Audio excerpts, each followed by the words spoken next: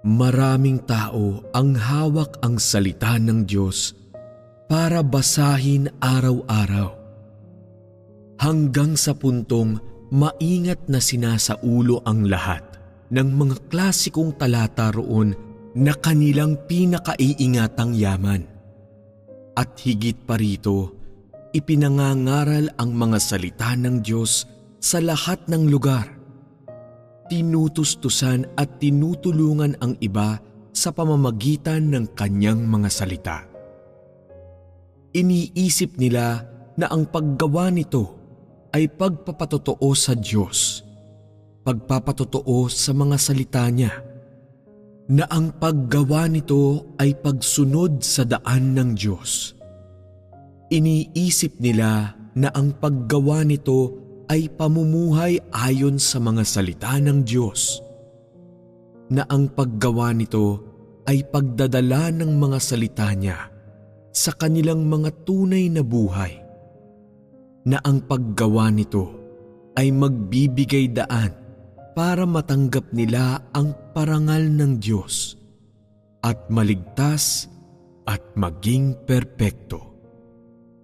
Pero kahit na nangangaral sila ng mga salita ng Diyos, hindi sila kailanman umaayon sa mga salita ng Diyos sa pagsasagawa o sinusubukang iayon ang sarili nila sa kung ano ang ipinahayag sa mga salita ng Diyos. Sa halip, ginagamit nila ang mga salita ng Diyos para makamit ang paghanga at pagtitiwala ng iba sa pamamagitan ng pandaraya para makapasok sa pamamahala ng sarili nila at lustayin at nakawin ang kaluwalhatian ng Diyos. Umaasa sila ng walang saysay na gamitin ang pagkakataong ibinibigay sa pamamagitan ng pagpapalaganap ng mga salita ng Diyos para magawaran ng paggawa ng Diyos at kanyang parangal. Ilang mga taon na ang lumipas, ngunit ang mga taong ito'y hindi lamang nabigong umani ng parangal ng Diyos habang ipinangangaral ang mga salita ng Diyos, at hindi lamang sila walang kakayahang tuklasin ang daang dapat nilang sundan sa pagpapatotoo sa mga salita ng Diyos. At hindi lamang sila hindi tumulong o nagtustos sa kanilang mga sarili habang tinutustusan at tinutulungan ang iba sa pamamagitan ng mga salita ng Diyos. At hindi lamang sila walang kakayahang kumilala sa Diyos o gisingin sa kanilang mga sarili ang tunay na paggalang sa Diyos habang ginagawa ang lahat ng mga ito. Pero sa kabaliktaran, ang maling pagkaintindi nila tungkol sa Diyos ay lalong lumalalim. Ang hindi nila pagtitiwala sa Kanya ay lalong lumalala. At ang mga naiisip nila tungkol sa Kanya ay lalong nagiging labis. Dahil mayroon silang tustos at patnubay na mga teorya tungkol sa mga salita ng Diyos, mukha silang masiglang-masigla na para bang gumagawa gamit ang kanilang mga angking galing ng walang kahirap-hirap, na para bang natagpuan na nila ang layunin nila sa buhay, ang misyon nila, at para bang nagkaroon sila ng bagong buhay at naligtas. Habang ang mga salita ng Diyos ay malutong na namumutawi sa bibig kapag binibigkas, para bang nakamit nila ang daan sa katotohanan, natarok ang mga intensyon ng Diyos at nadiskubre ang daan sa pagkilala sa Diyos, na para bang habang ipinangangaral ang mga salita ng Diyos, madalas nilang makaharap ang Diyos. Isa pa, madalas silang nauudyukan na manakhanakhang tumangis at madalas na inaakay ng Diyos sa mga salita ng Diyos. Mukha silang walang tigil sa paghawak ng mahigpit sa kanyang maalab na pagmamalasakit at mabuting intensyon. At kasabay noon, natarok ang pagliligtas ng Diyos sa tao at ang kanyang pamamahala. Nakaalam sa kanyang kakanyahan at nakaintindi sa kanyang matuwid na disposisyon.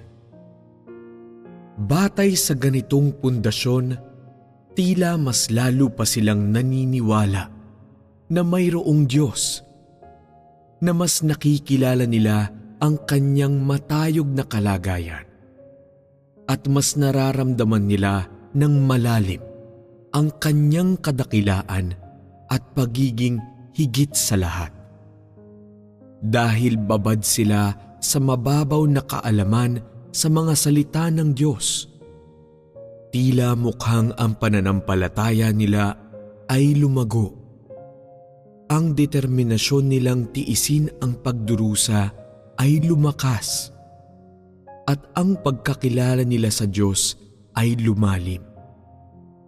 Hindi nila alam, hanggat hindi nila talagang nararanasan ang mga salita ng Diyos, ang lahat ng kaalaman nila sa Diyos at ang kanilang mga palagay tungkol sa Kanya ay galing sa kanilang sariling kathang-isip at haka-haka.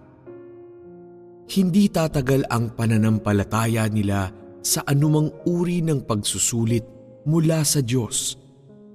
Ang kanilang di umano'y espiritualidad at tayog ay hindi talaga tatagal sa pagsubok o pagsusuri ng Diyos. Ang kanilang paninindigan ay walang iba kundi isang kastilyong buhangin, at ang di umano'y pagkakilala rin sa Diyos ay mga guni-guni lamang.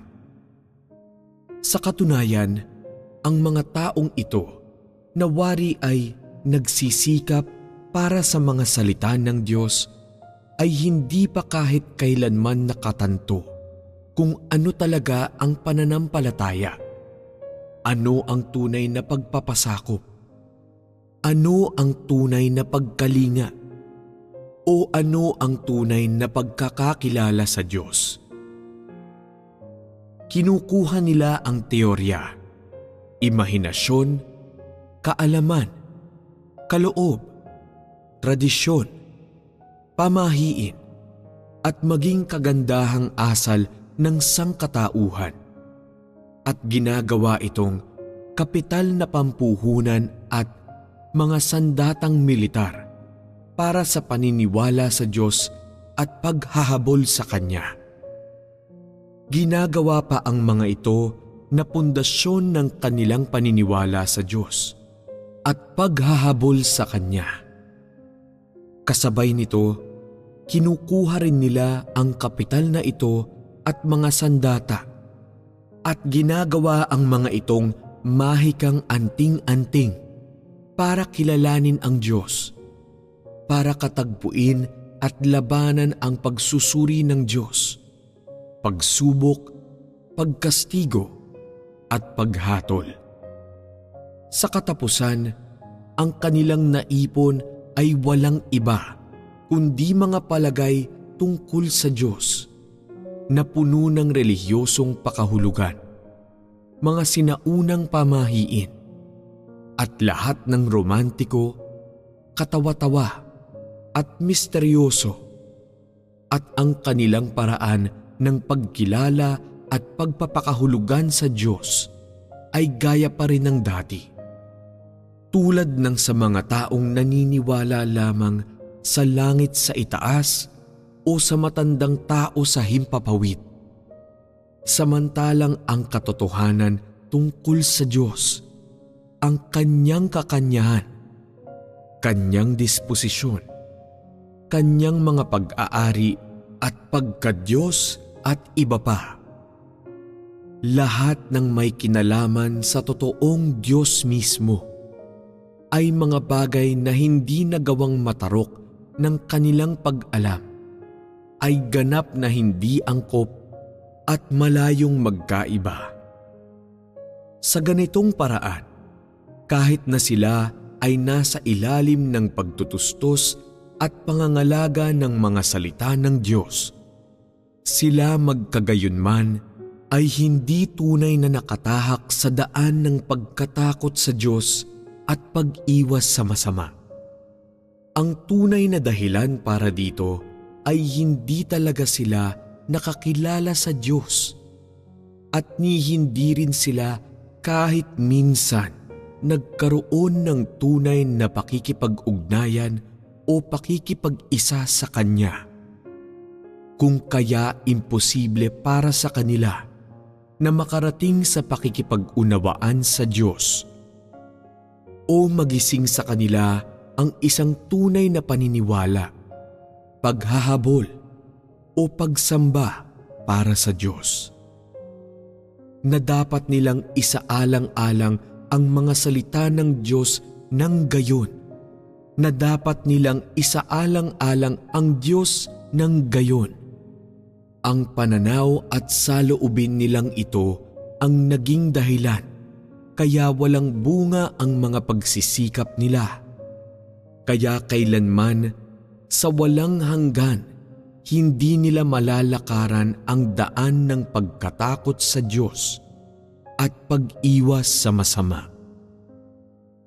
Ang layunin na kanilang tinutudla at ang direksyon na kanilang tinutungo ay nagpapahiwatig na mga kaaway sila ng Diyos sa buong kawalang hanggan at na sa buong kawalang hanggan hindi sila kailanman makakatanggap ng kaligtasan.